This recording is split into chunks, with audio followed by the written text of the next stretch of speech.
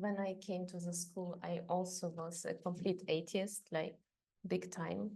I was very well versed against the church and against everything they teach.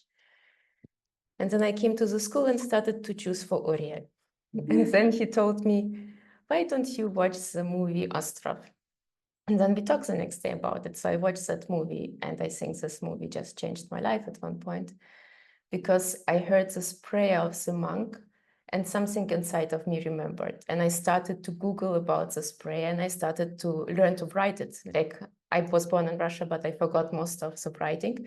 So I was really Googling and trying to write it, and I would just sit and write this prayer for, I don't know how many pages. A prayer?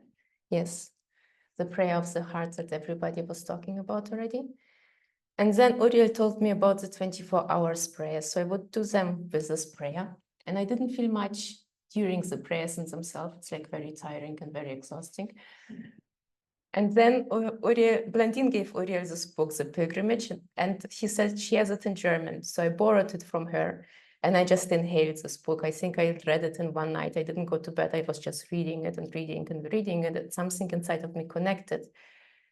And then at one point, Blandine was doing a tapas with this prayer, and I thought, oh, I need to do that too. And something inside of me just remembered this connection to Jesus. And I would sit on my bed and I would pray this prayer, and I would feel the prayer vibrate in my body, like every word would have a different point in the chakras, and it would just go through my body in a very different way. And then I would just get in such high states that I would just fall and I would sleep, because I couldn't handle the intensity of this prayer. Somehow this prayer shifted me, and I started to experience Jesus instead of just hearing about him in a stupid church. But when he comes to you in like this, it's a completely different thing. And then at one point, Jesus and Greek, they started to appear to me in many meditations, always together. I end here, but